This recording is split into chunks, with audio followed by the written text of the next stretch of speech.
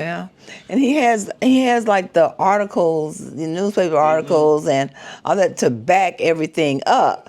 Because I remember he gave me, and I couldn't find it. I looked for it before you got here, but I could not find it. He gave me an article about my grandfather. My grandfather, on my father's side, used to drive a bus. They had buses, in town where they would take workers to different areas to work in the fields, to pick cotton and beans and all that. And my grandfather had one of those buses, and they would go over to Kentucky, and down there where the Save that for oh, okay. Okay. I just think about Preston. My name is Constance Williams, but everybody calls me Connie. I grew up with the nickname Connie. Okay, I was born here in Cairo on 19th Street I think it must have been like the 500 block of 19th Street. I'm the third child out of six. I have two brothers older than me and three under me. And I have two sisters and a brother younger than me. And I was born here in Cairo. And I have been here all my life except when I left to go to college. And at that time, I just went to SIU in Carbondale. And I spent 2 years there because I went to Shawnee Community College because they were just opening it up. It was we graduated the first 2-year class. They graduated from Shawnee College. Once they opened it up the year before we graduated from high school, which was in 1969. And then we graduated from Shawnee College as their first 2-year class, and then transferred to SIU in Carbondale. Okay, my mother and father worked, and a lot of times they worked in the in the factories, and cleaning houses and going to the fields. And my father worked in Paducah. I think it was in Paducah. There was a plant, TVA plant there. And when we were growing up, that's where he worked, in Paducah. And they had like a carpool. I remember they would meet at our house because we lived in Cairo. And a lot of the people, the men, it was like all men, and they were either from Mounds or Mound City or like out in the county in Pulaski. And they would all come to our house and park their cars. And they would drive to Paducah, carpool, and go to Paducah together. I think it was in Paducah. I'm really not sure about that now, but I know it was a TVA plant. That's what I remember about it. It was when I was younger. And my grandfather owned a bus. I think he was one of 2 or 3 people who owned a bus here in town. And he would take people to the fields. They would go to Missouri and to Kentucky and around in Illinois. And I remember sometimes they would even go like to Michigan, and they would pick apples and things like that and pick cotton and all that around here. But one of the stories that I remember the most about that is that the toll house, the bridge that goes across to Kentucky, that little building that sits on the side was a toll house, and you have to pay a toll to go across the bridge. And I guess once the toll was all paid for, they stopped doing it.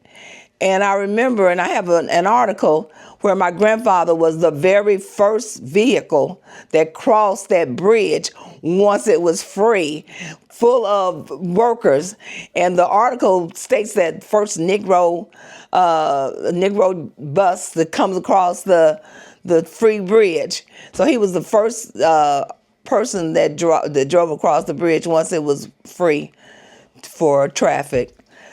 Like housekeeping, and I really don't remember much about jobs being in the city because that was one of the things, except for the women going to housekeeping. And I remember my mother worked at that. It was a Cairo motel that was right outside the city, and it's partly still standing.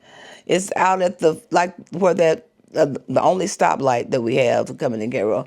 And when you turn, make a right, like you're going to Mounds or Mound City, it was sitting over in the corner. And she worked there for a lot of years. And then when Burkhart came, a lot of blacks got hired at that factory at Burkhart. I think they did parts for cars or something like that. But I don't really, as a child, remember a lot of people working that didn't, if it wasn't like a black-owned business, because there were a lot of grocery stores here, and they were a lot of black-owned, and then people would cook. They had restaurants and stuff like that. But I really don't really remember a job. So a lot of people made their living by getting on these buses early in the morning, going and to pick cotton and pick beans and strawberries and things like that. Okay, my neighborhood I grew up on 19th Street, and there were like lots of children. Like we always still say it was 19th Street, 18th Street, and 17th Street. And that was like our neighborhood. And we played, and there was I don't know, have you ever seen the junior high building, Washington Junior High? We used to be, the last thing that it was Bennett Elementary School. Okay, but that used to be a black junior high school. And beside it, on the lot that beside it, was a grade school. It was like 3 stories high, and it was called Washington Grade School.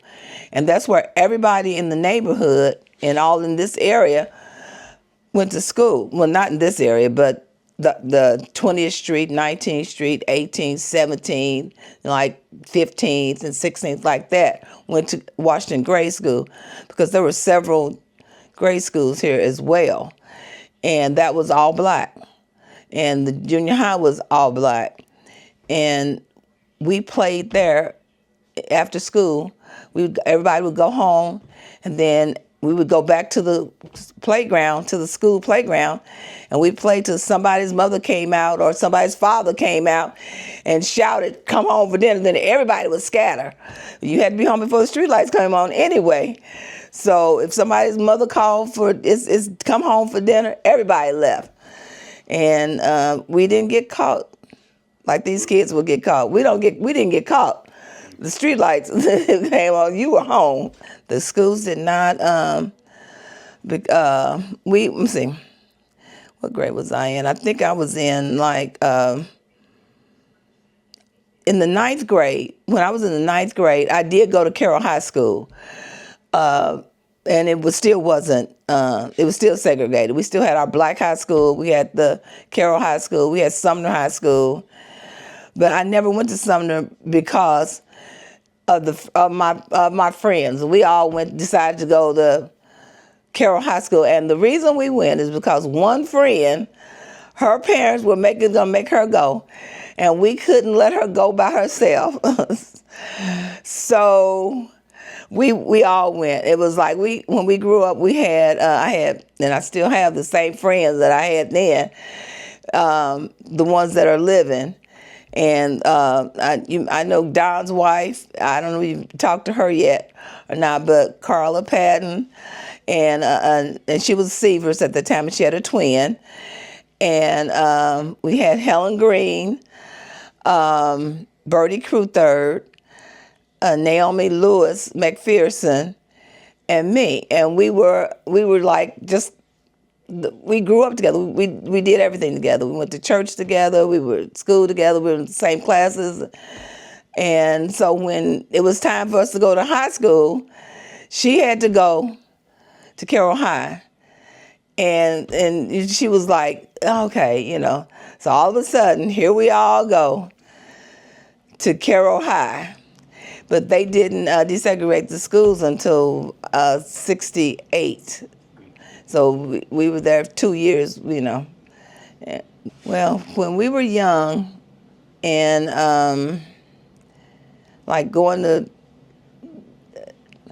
It's almost like what my granddaughter told me one time. She came. She lives in Kankakee. My daughter lives in Kankakee. She's a teacher in Kankakee, and she came home, and my granddaughter was saying, like, I think we ran into somebody white, a friend that I knew, and she was, when we left, she was like, Grandma, I didn't know that white people lived in Cairo.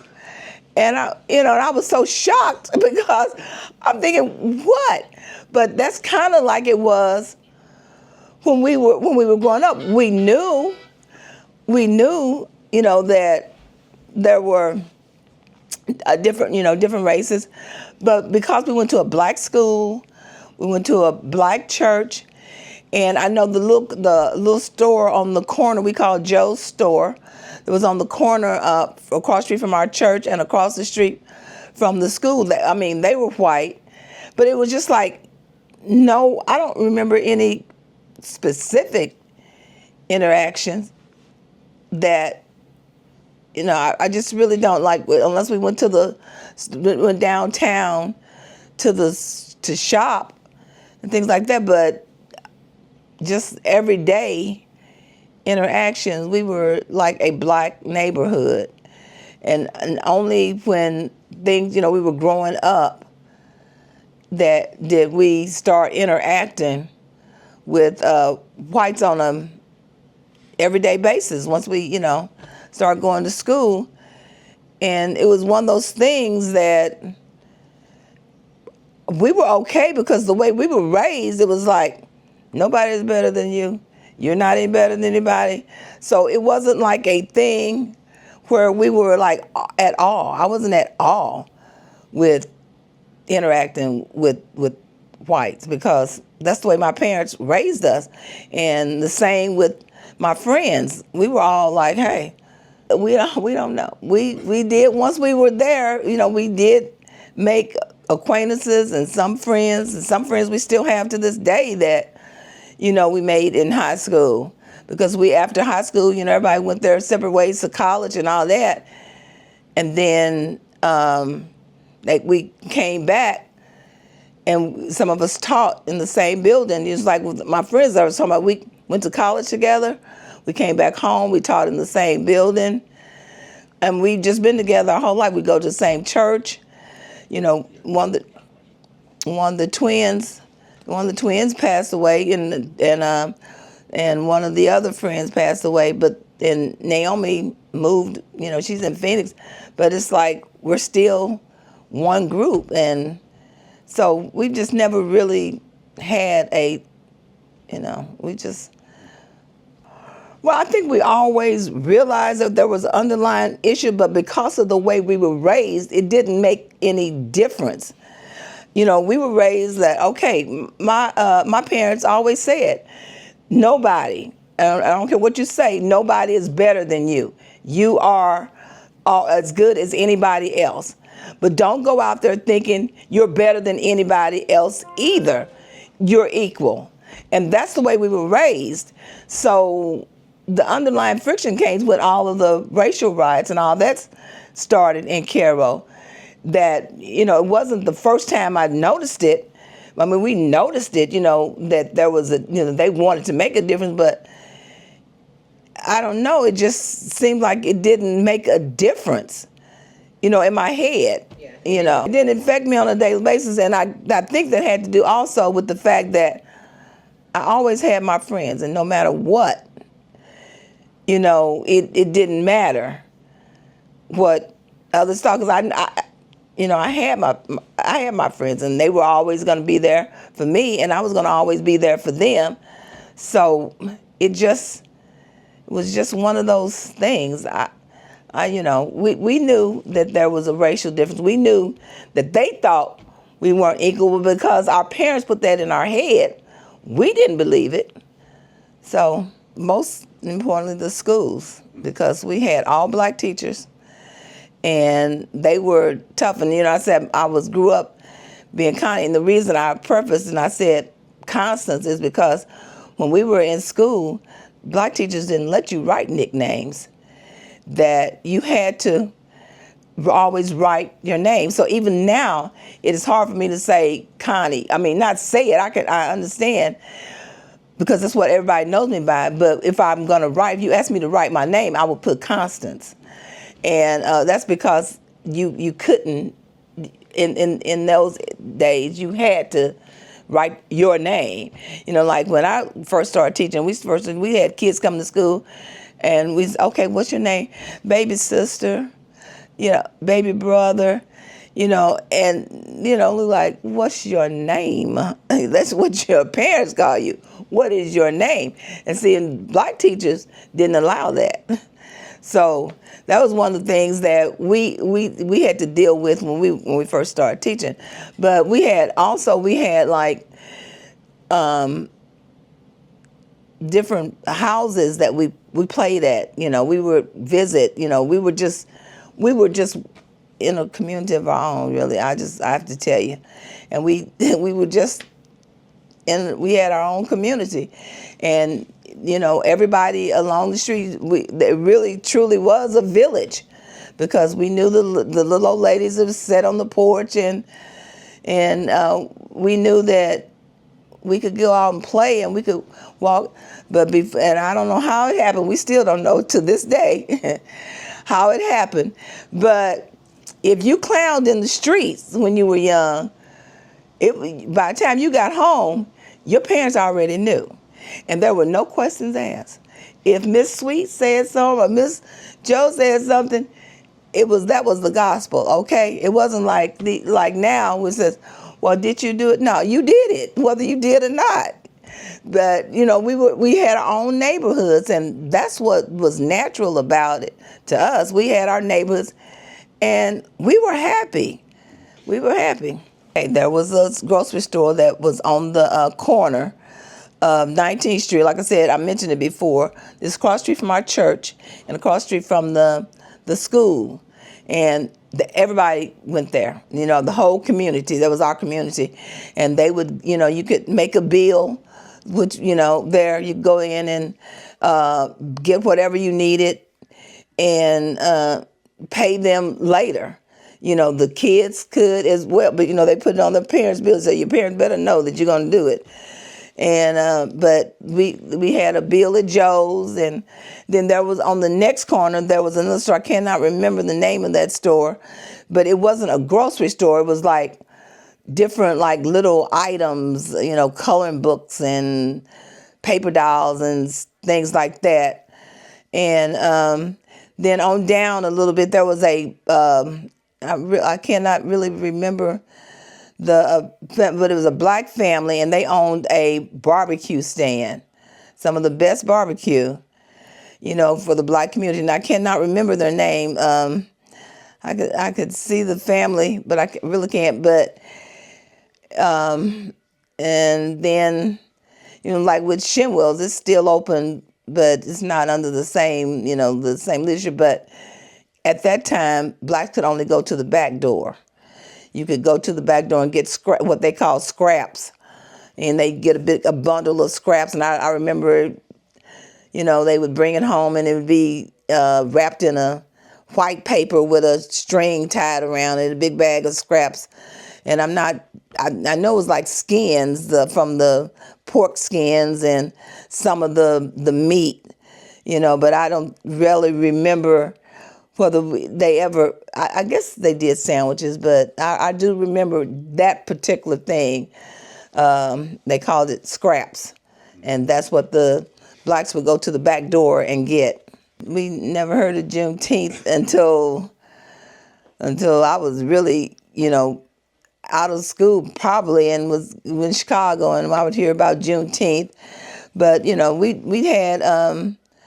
one of the things that people would always look forward to was going to Chicago for the pic. It was a picnic, and it was a Cairo. It was really people from Cairo and Southern Illinois, and they would go once a year. I think it was in July, and would be at that a park in Chicago. That a lot of people went to that, and then we had parades here. That that a lot of the black bands would come in, and march, and that was a highlight of things. But most of the things that we did was centered around like schools, like the basketball games, and for Sumner High, the basketball games, the football games, and homecoming parades, and things like that. And the after school, the dances that they would have after the games and the football games. Then across the street from Sumner High, there was two little, I almost said, called them something that I probably shouldn't. They were restaurants. They were like where the teenagers went. And because I never really went to Sumner High, and we were always on this side, I really never got to go into those places.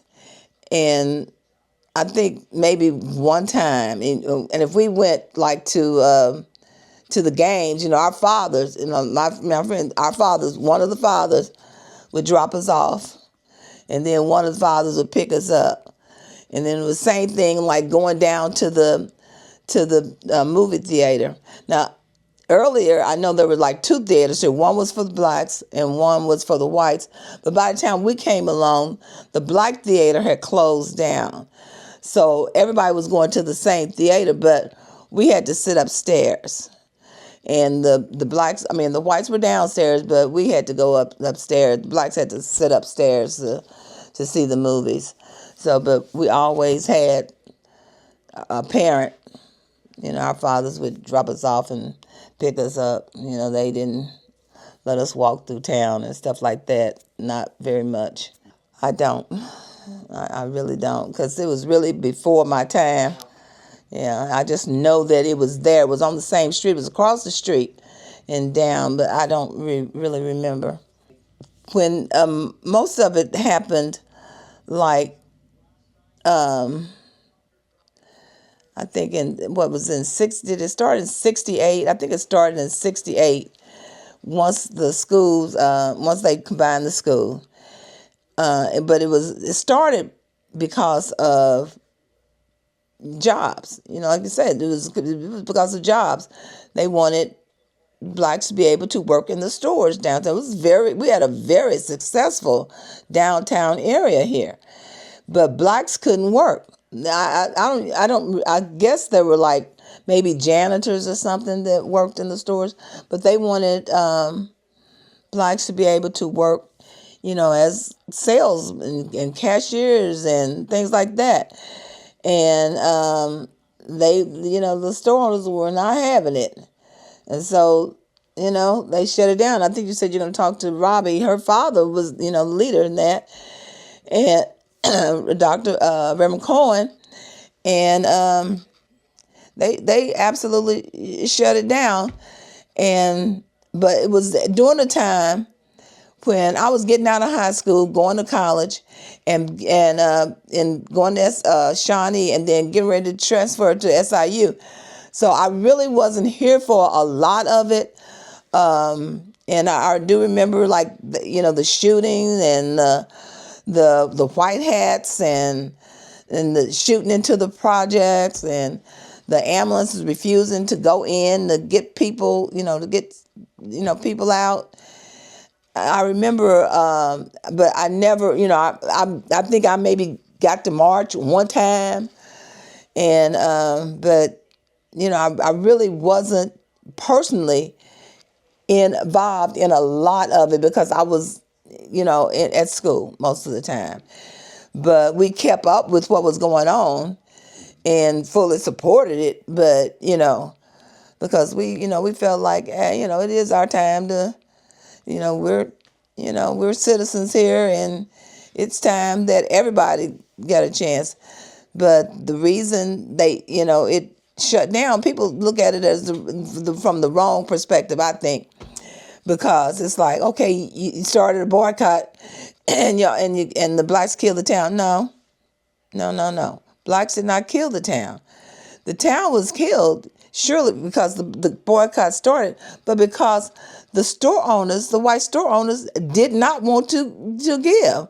They didn't want to say, okay, look, Yeah, we can hire, a couple people here and there. They didn't want to do that. They would rather have left town, which a lot of them did, close the store down and they left town, than to have blacks working. And that's my perspective of how and why the town is in the situation that's in. Is because they chose, as well as, instead of saying, okay, let's get together, let's talk about this. There was no discussions. There was nothing. They were just shooting. When we came back, I started teaching at Emerson Elementary. I taught first grade. I started teaching first grade, and then I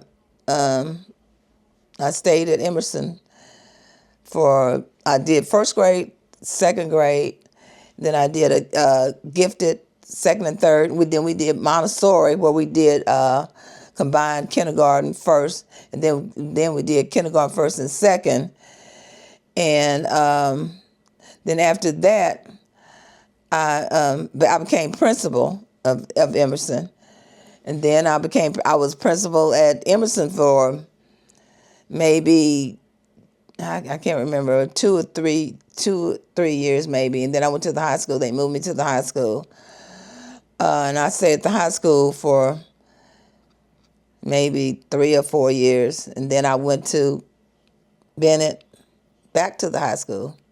Then I went to the district office as assistant superintendent, and I worked with the superintendent. I worked under curriculum and reading and grants program, and my husband was in politics. He was a big, big political. He worked with Reverend Cohen a lot, and he was all into politics. And during that time, I wasn't involved. When I was teaching and working out, he that was his thing. He did his thing. He worked with Little Egypt and the United Front, and in fact, he was one of the ones who built the blue projects. I mean, I said projects, but the blue apartments. He was one that designed that, helped design that project, that program over there. And so, politics was his thing, and I never got involved until after he died, really. And I don't know, after I retired, somebody asked me, well, there was a seat on the city council that had been vacated because the lady had gotten sick and died. And they asked me would I consider doing it, and I was like, no, I will not consider doing it. You got to be kidding me. No, that's not my thing. And so they said, well, we need people who can get in and have a real voice and all that. And so I said, how long is this going to be? And so it was like, I think it was a 2-year term. She had 2 years left on the term, or 3 years. I said, okay, I will do this time because everybody keeps asking me, I'll do it. And so I got appointed the first time. And so I was like, okay. And so, it wasn't as bad as I thought. In fact, I got so involved, I was like, okay, I guess I'll run again. And I did. And I won. And then, everybody was, look, you really need to, you should try to go for mayor. You go for mayor. And I was like, okay, so I did that. I didn't win that, but I had enough of the city council at that time. So it didn't really, I would have done the mayor thing, but, city council was, okay, it's time. And so I didn't run for the next time. And so the reason I'm back on there is because they came to me again. They said, please, just run. I said, I got one more run in me. I will do it. But, it's time for young people to get involved and really take the city where they want it to go. I love Cairo. I've been here all my life. I mean, I think Cairo is the ideal place. I raised my kids here. I think it's an ideal place for I think it's an ideal place for young families, but I don't think they really realize that. because the cost of living is low here. I mean, I know there are not a lot of things, but what I always tell people is, okay, look, you're 2 hours from an airport. You can go any place you want to, any direction you want to go. And you go to Nashville, you can go to St. Louis. You can either go over Paducah or Carbondale and catch a plane, which is less than 2 hours. I said, you can there's entertainment. You can take your kids wherever you want to go. No matter if you live in a big city, you're still going to have to drive. You're not going to have a bowling alley in your community. Or you're not going to have a movie theater sitting by your house. You're going to have to get in your car and drive no matter where you live. So we can drive to Sykeston. There's a movie theater over there. There are bowling alleys over there. There everything that you want. There's shopping. There's everything you want. But yeah, you may have to drive 30 or 40, 45 minutes. That to me is not an unusual thing.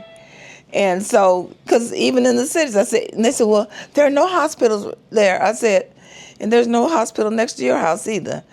You're going to have to still drive 30 minutes to the hospital, or 20 minutes. I said, same thing with us. Difference is we call it a different place. You may be in Chicago and I'm going over on the west side of Chicago. It's still Chicago. But with us, if we say we're going to the hospital or going to the doctor, we may say we're going to Cape or we may be going to Paducah. That's the only difference in what we call it. It's not in the distance that it is.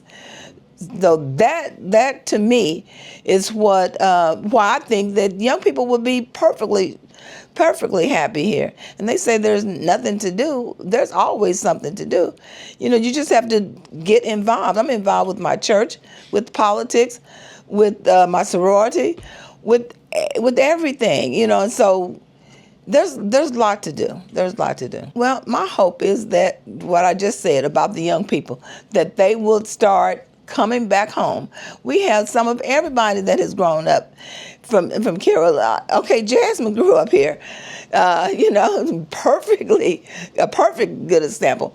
We have doctors, we have dentists, we have attorneys, we have actors, we have dancers, we have singers, all from Cairo, all of them from Cairo. If we ever get them all together, I know. Have you watched what's the show with Chris Jackson on it?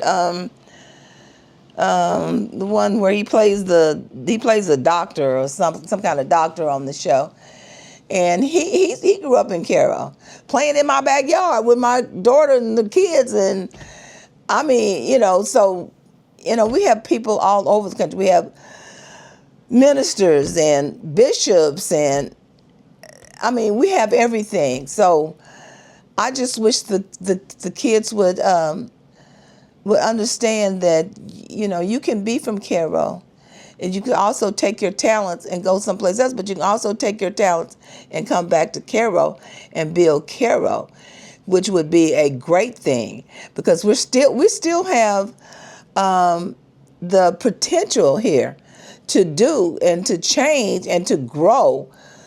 Even with the port coming or without the port, we still have the potential here. And all it would take is those with the talents, the young people with the talents, to come back and help it to grow. Everybody says, I'm gonna, make one of the things going around is make America great again. Well, I don't agree with the person the way that he's talking about making things great again. But I do think Cairo, not great again, because I don't know whether it was so great in to begin with, but it was a good little city, and it can be a great little city again. And we have everything that we need. We only need the talent to come back. And, because those of us, like I said, when we got out of college, all of my friends came back. All the people we all came back. And plus, like Don, we all in the same class, and his wife and all of us, we came back and we were teachers and counselors, and we did all the things that we could at that time to help bring the city along. Now it's the younger people, it's their turn to do it, to do the same thing. Well, I don't know, I'm probably kind of biased. I think Carroll's a great little city.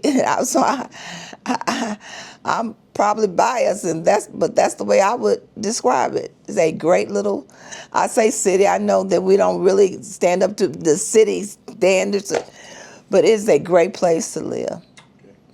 When I think about being a kid in Cairo, I think it's our neighborhood. It's the 19th Street, 18th, 16, 17, and I'm sure you were in Cairo School District, so you remember something. I grew up with Coach Woods, Miss Patton, you remember Miss Atkinson, Miss McPherson. We all grew up in that area, in that same area. We played together, we stayed together, we've been together forever. Those are the friends that I grew up with. So it's just, and then the Newells. Do you remember the Newells? Okay, with them, and even though they lived out in Future City, but when the school closed out in Future City, everybody came to Cairo, and we're together now. We're the kids we went to before we even started school. We went to the same church, so we're still at the same church. We came back home and we taught at the same school. Now we're in the same sorority. I mean, and so I have a lot of fond, memories, and that just being with us, and the kids are always like my kids when they would grow up, when they were getting ready to go out to the games and wherever they were going to go for the night. They would say, "Mama, can you give us $20 so we can get gas, or $30?" This was our rule. If you had a quarter, you could get in the car because gas didn't cost but about a gallon, and so anybody with a quarter could go, and we would pile the cars up because there were no seatbelt rules and all that other stuff that we have to go through now. So in a regular car, we may have 8 to 10 people in the car. If you had a quarter, you could go.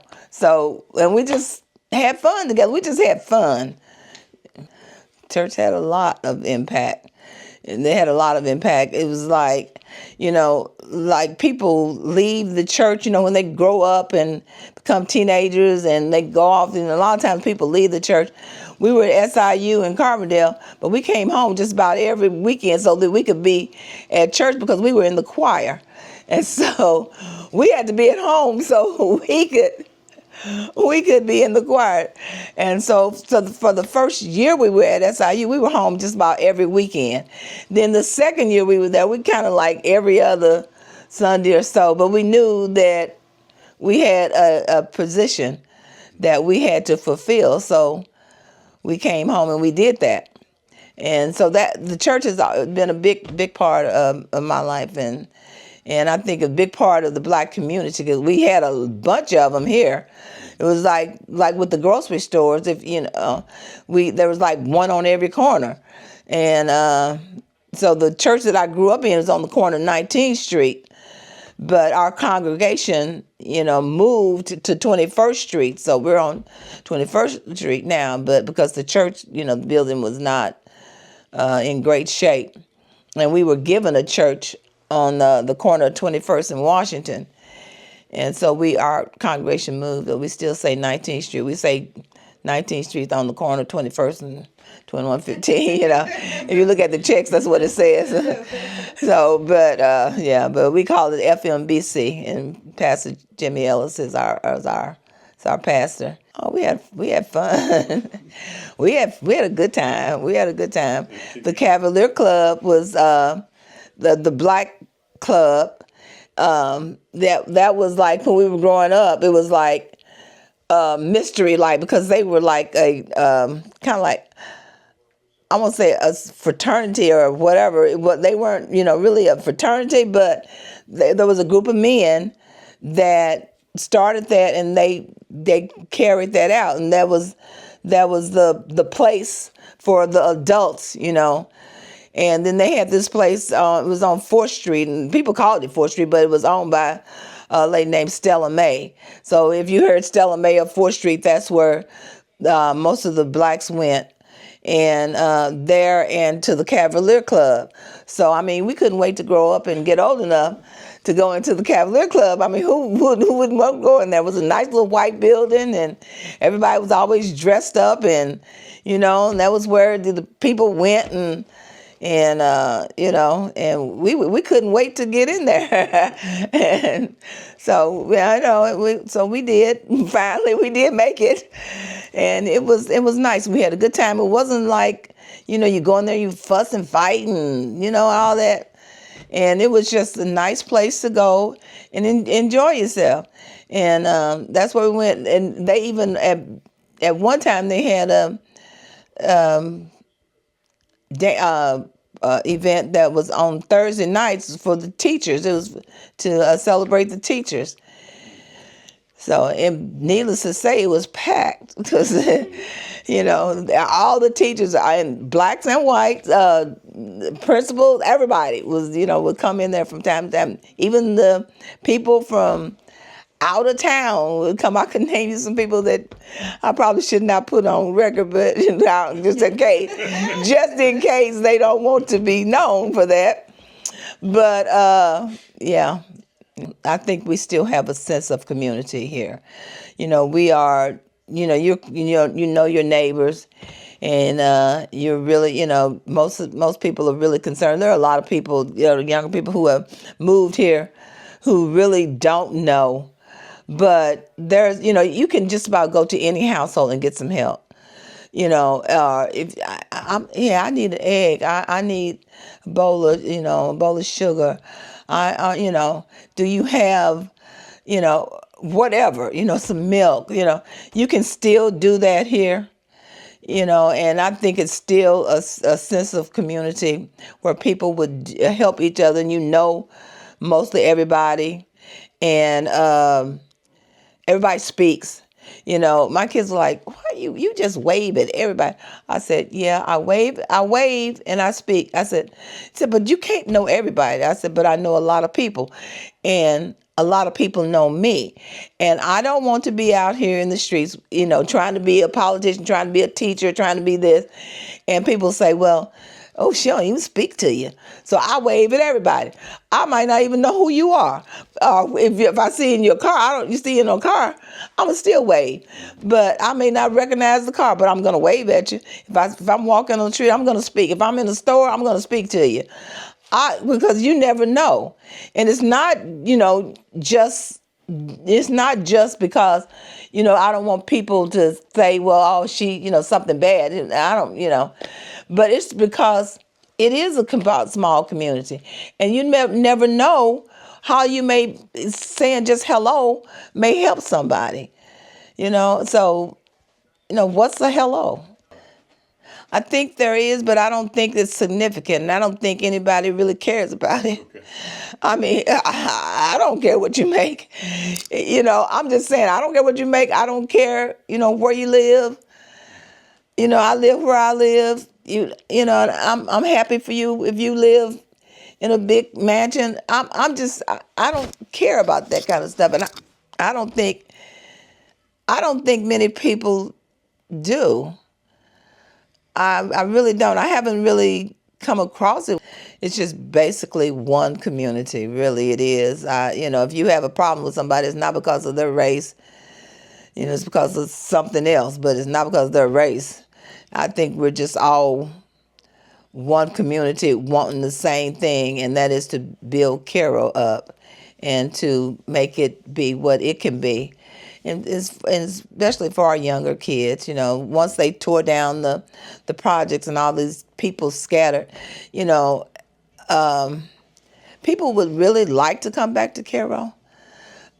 Some people, are doing, really good and may not come back. But some of them, even though they're doing really good, they still want to come back to Cairo, because it's like Jasmine said, there's no place like home. There's no place like Cairo. Cairo is just a different place. And if you haven't ever lived here, you really wouldn't understand that. And when kids say, I bleed blood, I bleed blue, they really mean that. It's high school colors. They really mean that. and we bleed blue. So if you don't bleed blue, you don't understand Cairo, you know. So it's just one community, working for the good to restore the community. Now that's my opinion, and that's how I feel about it. I don't know, somebody else may feel something else, but that's the way I see it. And and I'm out because I have a sister, and niece, and everybody lived in Memphis, and we go to Memphis, and just to go to a mall, we may drive an hour, but just because we're still in Memphis, what's the difference? I can get to the mall in Cape or Paducah in less time than I can get, and people are always saying that. And I was like, what are you thinking? What are you thinking? I understand. It's going outside of Cairo. Well, Cairo doesn't have anything. Cairo doesn't, blah, blah. Cairo has a lot. Cairo has a lot. And some of it you could take back to the city with you, and that's, the way people treat you, and especially if I go to Kankakee and with my daughter, and we walking and she's grabbing and everything, and and I'm like, oh wow. So I'm just saying that Cairo is a good place to live. It's a good place. It would be a good place to raise your kids. It's a small community. We don't have to be on them the whole time.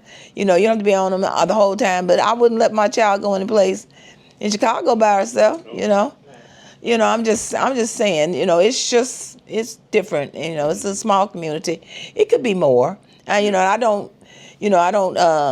ignore. I'm not ignoring that fact. It could be more, and I wish.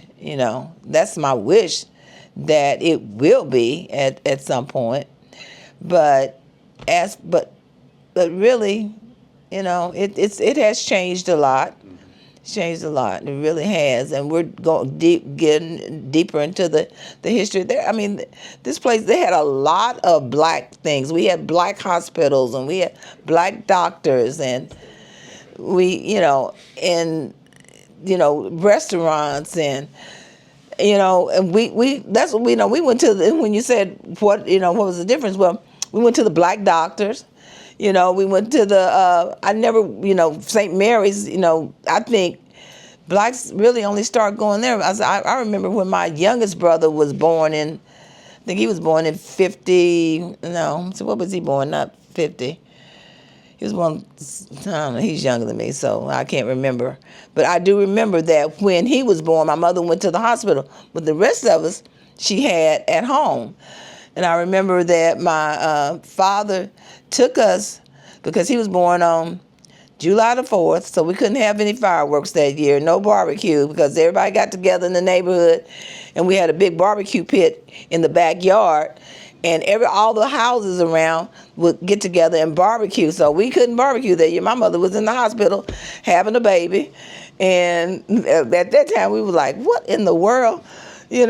But we got on the back of the truck, and we went to the hospital, because she was at a window, and she could come to the window, and she waved at us. And we remember, okay, well, we still have a mother, It's the first time that our mother had really, been away from us. And so, but yeah, we did that. My mother's parents lived in Hodges Park, what's called Hodges Park. I don't know whether it's Unity or Hodges Park. And they had a farm out there, a big farm, and we would go out there as children, and they would slaughter the hogs and hang the hams and stuff in what they call the smokehouse. And my grandmother, so I don't know why I eat chickens now, because we would see her just wring the chicken head off and pop him like that. And then we had to pluck the feathers. That was our job, pluck the feathers out the chicken. And so they, we did all that, cows, milk the cows, and all that as a young child, And I was even, when I got older, I was even rode on the bus with my grandfather, but he didn't want me in the field, so he would let me. They would have like a water, somebody carry the water, so he let me do that. And I guess we got what like $4 or $5 a day. You had to be out there all day, in that heat, So Under that. yeah, yeah. $6 a day. Oh yeah. So it was something like that, right? It was something like that. So, but I had a really good childhood. I don't have any complaints about growing up, with my parents and grandparents, and they, my grandfather. What I found out later in life is, and I never could figure it out, but my father's mother and father they came from Mississippi, I think. Yeah, no, Little Rock, around in there, and they had gone to college. They didn't finish it, but they had gone to college.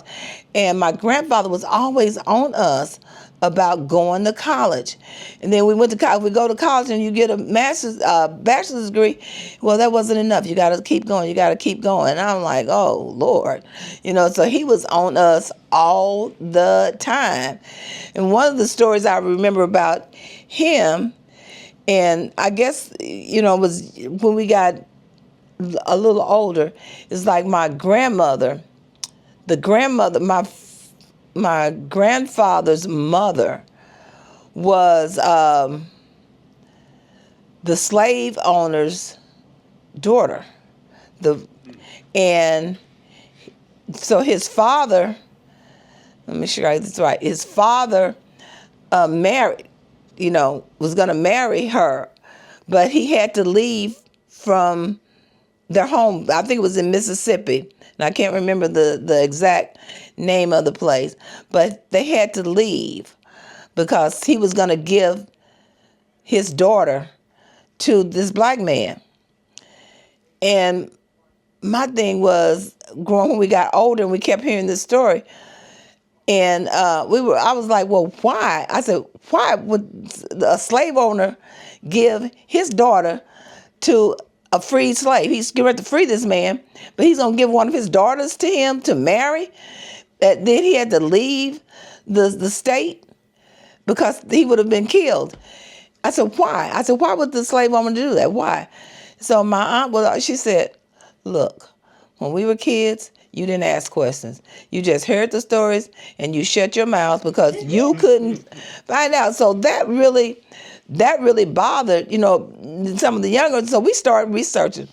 What we think we found out is that she was his daughter by a black woman. So, but still she was his daughter. But they got married and they had to leave the area. And my grandfather and his sisters and his sibling called her Mammy. And I was completely blown away at that. I mean, Mammy. So, but yeah, and he did not, and he was close to, he had the deep skin color like me, but he had his hair. And I would wonder why, he was, even all of my life, why he was bald headed. And my aunt said he did not like the texture of his hair because it was slick and it was like, like a white person's hair. And he didn't like that. He didn't want people to think that he had any connect. I don't know, really. I can't say, so I shouldn't say that. But he just didn't want people to see his hair, that it was like that. And so he was bald-headed all my life.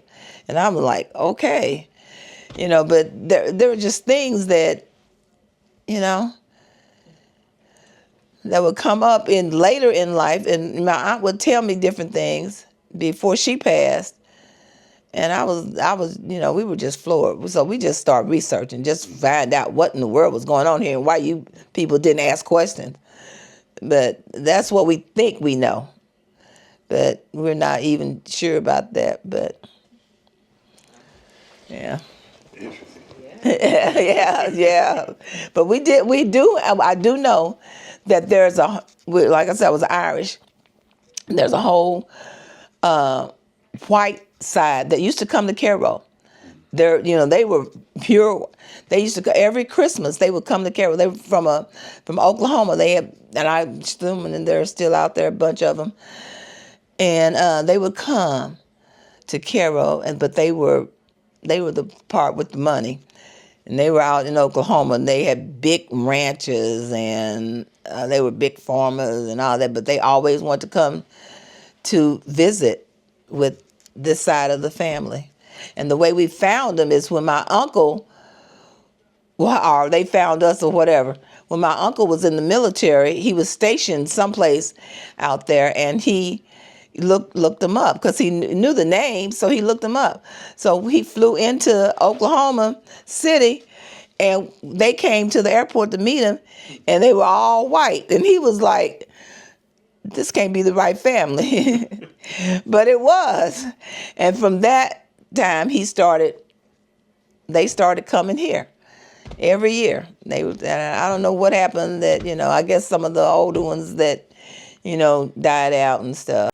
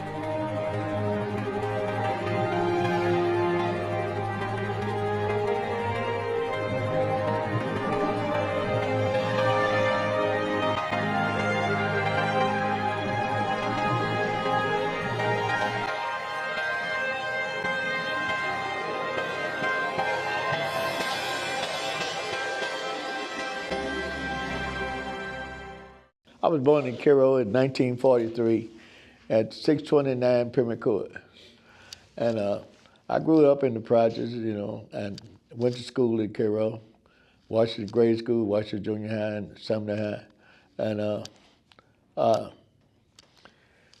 we grew up in a neighborhood where we didn't even know that we was poor, man, when we was there, man, you understand? Because we always had something to eat or something like that, See, back then, it was like this, in order for a woman to get help back then, you understand, the man had to leave the house so she could get help, and all that stuff. My father was a pussy reporter on the train. He had to go through all kind of abuses and racist statements and all that stuff, you understand? Like they would call him boy and stuff. Him, Robert Robertson, Preston Ewan's father, and several more people, they was pussy reporter on the train. If you know anything about A. Philip Randolph, you would know about the pussy reporters. So, black stayed on one side of town and white stayed on the other side of town, And, like on the other side of the project, it was a clinic, then there was a TB sanitarium over there where that nursing home used to be. Then my grandmother used to live on the other side. That was my father's. My father's name was Harvey McNeil. It was a Coca-Cola plant down there on 8th and Cedar. And we used to go down there and watch them make the little Coca-Cola bottles, And, the show wasn't nothing but a dime, go to the show. It was a gym and the Lincoln Theater, in Cairo, Most of the blacks was downtown, then way uptown on 40th Street and all up there, you understand, And, on the other side of Poplar and all that. And then it was a place on 13th Street. They had two towers. They had the Ways, they owned two towers. Then they had one up on 34th Street. It was called the Hotel, And a lot of entertainers, they used to come through Cairo, man, you understand, because they couldn't stay in the hotel. They had to stay down at the Roslyn, It was a little rooming house called the Roslyn. Many entertainers that came through town, like Isaac Hayes and Muddy Waters, B.B. King, and all them, they came through Cairo, And, one of my friends, he played with Isaac Hayes. His name was Junior Johnson. And he played drums and everything. Then Lil Walter, he had a band. He's a traveler, Lightfoot, and all the rest of them. And Homer and Mayfield and them, they had bands and all this stuff. And Lightfoot, he had a thing. He could run up a wall and turn a flip. You understand? Man, it was a lot of history here, man. It was a lot of people that came from Cairo, man. They did great things, But back then, if you look at the history of Cairo, it's a dying place right now, But it's people, man, that went and did great things, man, And you just cause it's in a mess right now, with poor housing and all this other stuff, It was so many people here, man, you understand, when we growed up, like in the project, if you might got a whooping from a neighbor, you understand, they'll go home and you get another whooping, man, you understand, Yeah. And we had midwives back then. You used to deliver the babies and all this stuff, Our neighborhood was good, man. It wasn't all that fighting and stuff, man. You understand? Everybody, they worked together, man. Try to survive. You understand? We had coal bins back then. You understand? You had to go and put coal in the stove and all this stuff. And I know you don't know nothing about going out there priming the pump and all that, and moving the toilet from one place to another. You understand? Yeah. And then like growing up in Cairo, man, everybody used to meet on 14th Street. We used to go to the field and chop cotton and everything. I feel cheated now because you know what? We work 10 hours a day for $5, man. $5. Yeah. And then the biggest employee was the hotel down there where Southern Bank is at. Right there. It was a big old hotel right there. And you know, like you work all week for $30, you know, down there washing dishes and all that stuff, you know. And you know, that's how we made our money. You know what I'm saying? You know, get little odd jobs like that. You know, see, like that's what the struggle started about, man. You know, like we could shop in these stores, but it wasn't no blacks working in there. You understand? You know, and you know, like the struggle started. You understand? Where we spend our money, we wanted to be able to work there too. You understand? You know. And you know, so we started an economic boycott on them. You understand? You know, to bring jobs and equality and everything. You know, and then you know, like when they built Highway 57, you know what I'm saying? We had brothers like Junior Williams and Elihu and people like that. You know, they would teach people how to do concrete and all this stuff. You understand? See, I worked on that on Highway 57 when it came through here. You understand? Because they bypassed Cairo and went around, you know. And, you know, like in the project, you know, like it has always been ran with poor management, man. You understand? Because, you know, like the houses, man. You know what I'm saying? Like up in Elmwood. When water come in, you understand, it would flood up under the houses and all this stuff. Sometimes we would see big rats used to come out, man. Yeah. We should go to Reverend W.M. Vaughn's church, man. We had to go to church every Sunday, man. And then you didn't play in your church clothes, man. You take them off, man. You had church shoes, man, and you got street shoes, man. You know, it was mandatory that you go to church. You understand? We had our problems. You understand? You know, like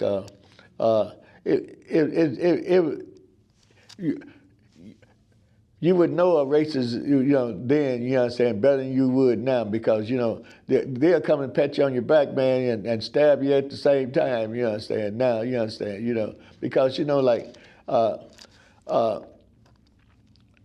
you would know where you stood with people, man, because you know, like a lot of times when you go to a store, they wouldn't give you your money in your hand. They would put it on the counter, keep from touching you. You understand? You know, and stuff like that. You know, I participated, man, because you know, like it was something that I believed in. You know what I'm saying? Something you believe in, you would die for. You understand? And I learned a lot from my brother and my best friend, Reverend Cohen. You understand? You know, like we all went to school together. We growed up together, and we traveled together. You know, and you know, like I never would have seen what I have seen. You understand? If I had got in the struggle, you know, I got a chance to travel to New York, everywhere, Columbia University, and all this stuff. You know, and you know, like I went to California. I went to Atlanta and everywhere, man. You understand? You know, I met people that ordinary people would never have met, you know. What started here, you understand, you know, it was the thing where people, they wanted to have a decent life for their kids, man, you understand, you know, like when they finished school, that there was no jobs or nothing, you know, that was paying, you understand. Even today, we got about 3 or 4 business, man, you understand, black business, you understand, and you know, like all the jobs go to West Singer or some other contractor from out of town, you understand, you know. And, you know, like GNL, you understand, that's a business. Mouse Heating. And then you got Wesley Construction. You got a Purchase Construction, you understand. But the major big jobs go to other companies, man, you understand. Just like when they tore down that building. How many blacks did you see working? You didn't see no blacks over there working, you understand? When major jobs come, you know, you can go on the highway right down here. When you see them working on the highway, how many blacks do you see? Man, they had blackballed me, man, you understand? I had to go to Milwaukee to work, man, because I never would be quiet, you understand, you know? And you know, I went against Cairo Public Utilities, you understand, you know, because you know what, with the high rate of utilities, man, we found out, man, they was making big money, man. All the executives, they was making big money, man, and charging us, man, $500 and $600, man. You know what I'm saying? They control the whole economics of what's going on down here. The fondest memories, man. It was our school, man. Something to have, man. You understand? And the friendship, man. You know, we got friendship, man. That's been over 50 and 60 years, man. You understand? A friendship, man. People that we growed up together, and we all come together. You know, every time they come in town, we all get together, man, and have a big barbecue and stuff, man. You know, it's people that you growed up with, man. You know, they're just like family, man. You know, they may not be blood, but you know, they're family. You know. Oh man, I had fun when I was young, man. You understand? You know, we used to go up on 23rd and Poplar, man. There was a place called Booger and Chad and Chew. You understand? And Booger, he used to make some hamburgers, man. You understand? Them hamburgers was good, man. Good as I don't know what. And you know, like we would go up there, man. It was something like a little dance hall right across from something high. We used to be up there partying and all this stuff, man. You know, we had fun, man. You know, growing up. You know, we had disagreements and stuff like that, but we would always come together and be friends at the end of the day. We had several people that had restaurants and things like that, but we had Napoleon, barbecue, you understand, and that was on 13th Street. We had the Wades. You know, they had both of the taverns, you understand. Then they had a tavern out in Future City. There wasn't no bathroom out there. They had to go out there by the fence. You understand? Yeah. Well, I used to get an ear in music, man. You understand? So the preacher was singing. They were singing a song in church. And man, you know, like they had just bought Little Rose, man. They started singing, man, and the preacher stopped preaching, man, and told me to sit on the front row and hum. You understand? The church played a big part in my life, man. You understand? Because you know, like, like my thing is universal spirituality. If you know anything about universal spirituality, it encompasses a whole lot. They're not just in one place, you understand, because your spirit comes from within your heart and your mind and soul. Because somebody can feel you, man, when you walk in the room, if you're in the thing. All you got to do is walk in the room, man, you understand. You know, a fool going to be a fool. A monkey going to be a monkey. A liar going to be a liar. You understand? You know, I know I talk too much. My fondest memory, man, they was making pallets on the other side of the project, man, and I got a 1954, and man, that was the first car I ever had, man. You understand? And man, I used to drive it from over there to Burkhart's. You understand? I had two jobs, you know, and driving that car, man, and everybody else was walking. I would pass by and blow, man. You understand? And look at, we didn't have no tent, so I put some paint on the windows, on the side windows. Yeah.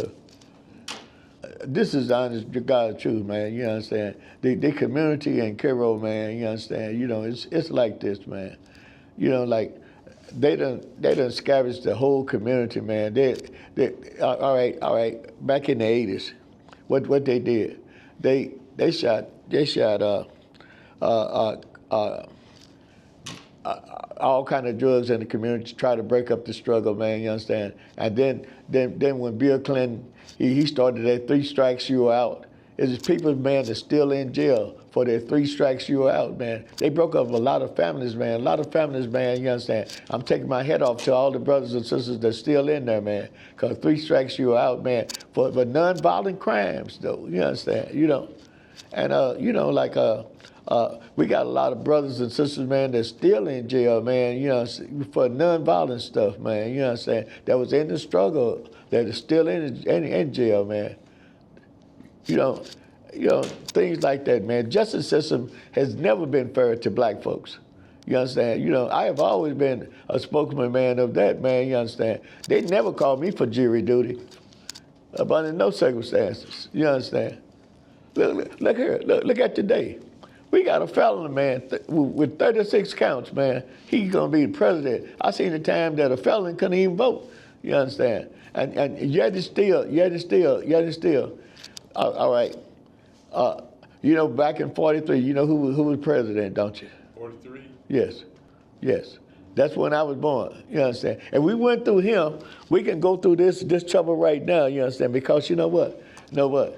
I believe that there is something coming way beyond what he can put up on us. You understand? You know, we done went through trials and tribulations all our lives, man. You understand? We had to fight, and we still fighting for our civil rights. We still fighting for a right to be a human being. You understand?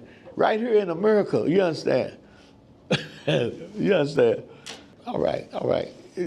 People back there, man, they was family, man. They was family. And you could go to anybody's house, man, and eat, man, because, you know, we had people, man, that would feed. You know, everybody cared about everybody, man. You understand?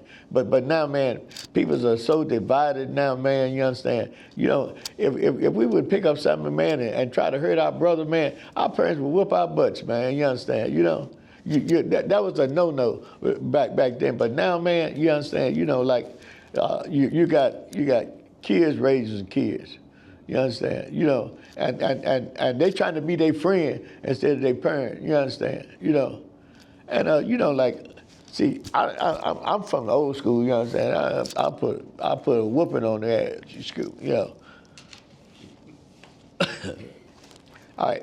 This is what happened, you understand? Just like on scatter sites where I stay right down the street, you understand? All right, you know, like they are trying to renovate the scatter sites and all this stuff, you understand? But yet still, they want to move the people out, and then look here, they call themselves building a building over here that. If they're doing it with machines and technology, you know, and all this stuff, and it taking that long to put up one building, and back in our days, all the little Egyptian houses, man, we built them from ground up, man. I worked on each one of them little Egyptian houses, and it was with Richard Grisby in there, man. And we put them houses up, man. All them houses that we built, they right across the street over here. We built all them houses, man, from ground up, poured the concrete, put the frame up, and all this other stuff.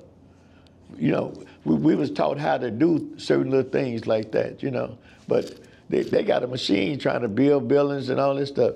And, you know, all right. It was so many families that it got messed up, you understand? And they had to leave their kids with the grandparents and all this other stuff. And then you know, like you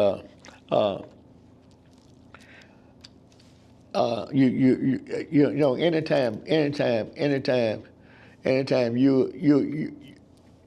you got something going that's good for the people, you understand, you know, because, you know, when they shot drugs in the community, man, you understand, it raped the whole community. It raped the whole generation of people's out, you understand? And then this next generation, they lost. They didn't know what the hell to do, you understand? You know, if your mother and father was gone and you was raising yourself, you understand? And you ain't got no kind of, you know, yes. I know a lot of people that was affected because, you know, drugs don't discriminate, you understand? You know, and, you know, like, when you see a crackhead, you understand, you know, that's a sickness. That's a sickness, you understand? And then when you see people's families being tore apart, you understand, you know, and you like it affects generation and generation after, you understand, because people, they begin not to give a damn about a human life, you understand, you know. They say, well, ain't no hope for me and all this stuff, you understand. But there is always hope, you understand, by trying to get some kind of recovery and stuff, you understand. You know, here we is. We got people's, man, right here in Cairo, man, you understand, that's homeless, you understand. All right, I done sent a lot of people down to the women's shelter and everything. They say they can't get in because they wasn't beat up. You understand? If a person ain't got nowhere to go, they should be able to go to a shelter. You understand? Look here, and here we got air relief. You understand? They supposed to be helping too, man. You understand? You know? Why would these organizations, you understand, just do whatever they want to do when they supposed to be in trying to help people, man? You know? They're not doing what they're supposed to be doing. You understand? You know? It's all right to get somebody a little fruit, vegetables, and stuff like this, but look here, no, just like for instance, this place over here on Commercial, you understand? You know, they got a little cleanup tree program over there, you understand? I've been trying to tell brothers, go over there, man, you understand? Don't be hanging up on the corner. Go there and get a job and all this stuff. $17 an hour, man, you understand? You know, see, like, I've been the kind of person, man, I'll speak up, man, when won't nobody else speak up. You understand? You know, and I've been put out of places, man, you understand, that, you know, if I could be in church, if somebody's saying something wrong, I'm gonna ask a question, you understand? You know, and I've always been that way. I got blackballed with 773, man. I couldn't even work it out of 773. I had to go up to Milwaukee before I could work, man, you understand? I was a master laborer because, you know, like, the man come out and tell us what he need done. I tell everybody else, hey, he told us, we gonna do this, we gonna do this. I did that for 27 years, man. I never was tired, because I used this instead of my back. You know what I'm saying? I don't think I can bring it up today, man, you know what I'm saying? Because you know, like back then, man, you understand, you know, we was the first to get hired and the first to get laid off when the work got easy, and then you know, like they would hire, they would let the white guys go on another job. You understand? Anytime the work was hard, they would hire us, but when the work got easy, we got laid off. You understand? You know, and just like when we built that school in the back of Meridian, you understand? You know, me, Skerlock, and you know, all the brothers over there, man. We was a lot of brothers, man. We worked over there, you understand? But we did most of the hard work, and then when the work got easy, then we got laid off. Here we was making $5,000 a year. They was making $17,000 and $18,000 a year. So I filed so many lawsuits against them, man, you know, and everything. I got stacks and stacks of paper, man, where I put a thorn in their side. I made them spend thousands and thousands of dollars, man. So they blackballed me, you understand? You know, man, they were glad when I retired. No. See, I'm the one that helped a whole lot of people. You know, like if I was working, I would help a lot of people get in the union. You understand? You know, so they could make money just like I was making money. You understand? You know, I done bought 2 or 3 houses. Ain't living in either one of them. You understand? You know, I work with Richard Grisby. I work with Tyrone Coleman. You understand? You know, with the NAACP and other things like that. You know. We celebrated our summer high reunion, you know, Cairo High reunion, you know, up at the park. You know, they used to have that every year. But most of the older folks, they done deceased. You understand? You know, they have a celebration for the schools. You know, summer high reunion. We had some of the best basketball teams, man. Our football team wasn't nothing. We had a lot of people, man, that could play good music, man, and sing and stuff like this, man. You know, they went away and did very good. You know, I was born here and I'm gonna die here, and because yeah, you know, just simple as that. You understand? Because there's no place like Cairo, man. See, I know everybody, man. You know, like I done had a letter come to my house without no address. What I would want, man, you understand? You know, it would be for them to realize, man, you understand? Don't just let this place go down, man. You understand? Because you know you can take nothing and make something out of it. You understand? By putting mirrors on the walls down there, man, and teaching people, man, how to be self-sufficient, man. Because we ain't got no tax base. Ain't no tax base here. Don't nobody own no property, man. You know what I'm saying? Ain't no tax base. So, everything gonna fail without a tax base. You understand? I think in the near future, man, that school gonna be gone, man. You understand? They're gonna put Mounds and Cairo together, man. You understand? Because ain't no tax base. You need some kind of tax base, man. You need some kind of business or something. You understand? Cairo got a lot of history, though. But without a tax base, nothing is going to happen. It's a lot. You got Magnolia, man. You got a lot of stuff here, man. You understand? That's history, man. Just like after they tore down that high rise, if you put mirrors on that wall of everything that's happened in Cairo, you'd be surprised the people that would come. Historical mirrors, man. You understand? Oh, murals. Okay. Mirrors. Okay. Yes. Okay. I suggested that at one of the meetings, man, and it got swept up under the rug. You understand? Because like anytime you try to bring something, because we used to go on the riverfront and burn up old wood that them washed up and all this stuff. We used to try to keep the riverfront clean, man. They had a thing, man, where they would have a cleanup, out of everybody's yards, man. You know what I'm saying? They don't do that no more. When you come in Cairo now, you see nothing but all ran down buildings and all this stuff. You understand? And the thing about it, if they would tear down them buildings and just let people get the land and build houses and stuff, get campers or trailers on them. Cairo past history, man. You understand? It's gonna always have history, but the future seemed kind of bleak, man. You understand? Because we had a store called Rise, and it couldn't rise off of grants, man, because there's no tax base, man. You understand? Most of the people here, man, they getting some kind of assistance, man, Social Security, pensions or something like this. You understand? This is a place for people like me. You understand? Like.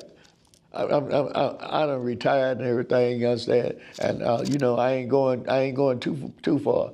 I ain't jumping too high now, you understand? You understand? And I'm comfortable with the way I'm living, you understand? It was right over there, St. Columbus Church over there. And we used to have Saturday rallies and everything, you understand? And speakers used to come in from all over the country and speak. You understand? And then on 12th Street, it was the church right there on the corner where that little picture's at. You understand? And if you ever get a chance, ride by the project and see that little statue they got on the corner of 12th Street. You understand? It's got a lot of slavery things on it.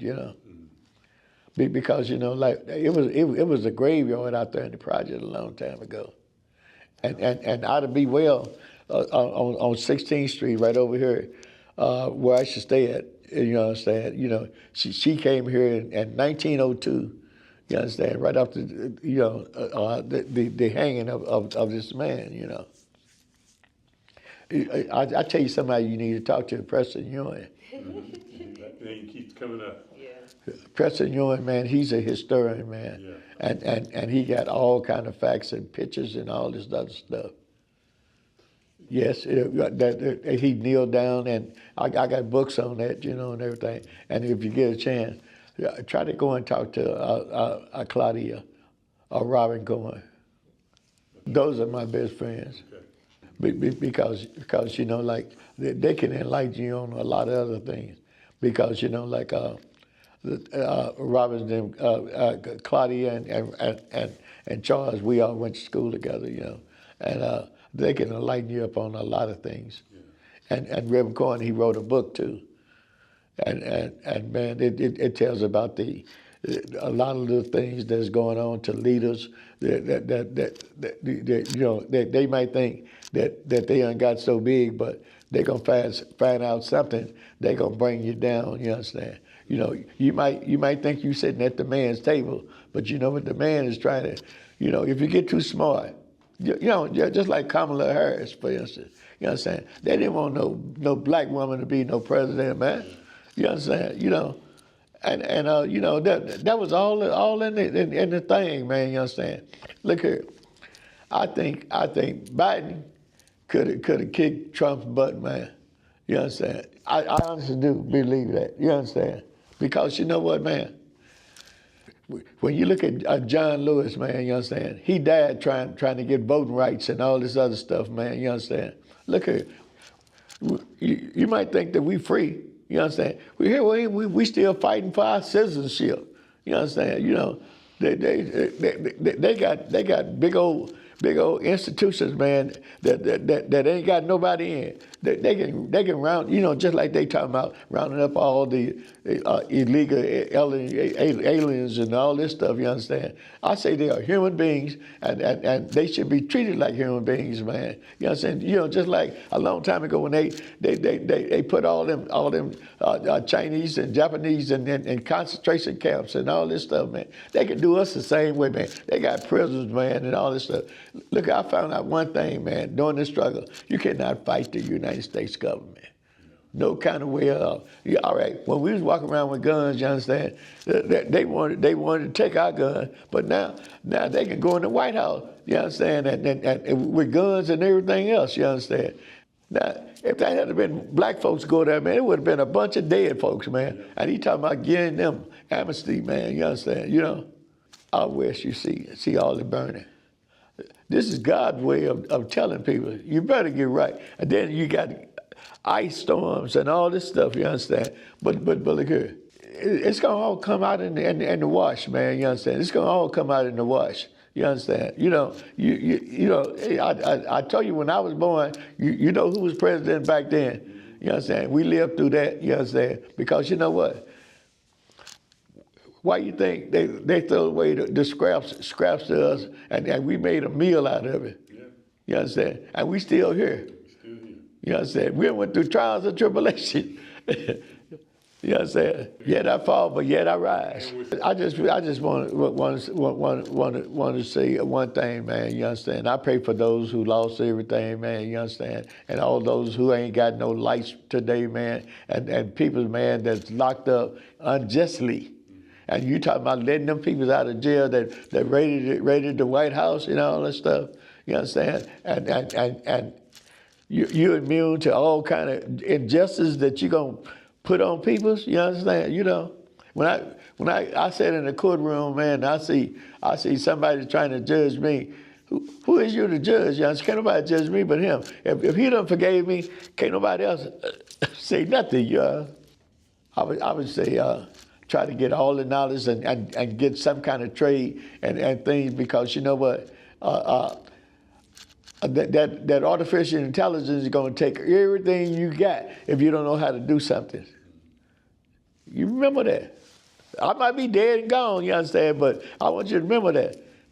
That artificial intelligence, man, is doing everything now, man. Even at the hospital, man, you're talking to a robot that's going to come and bring your medicine and take your blood pressure and all this stuff. You understand? Back in the cotton fields now, they ain't got nobody picking cotton. They got machines. You understand? You know, artificial intelligence. They got things, man, that's going to be way beyond our knowledge. You understand? Why you think they trying to get to the moon? They done messed up the earth. See, I think way out the box, man, not in the box.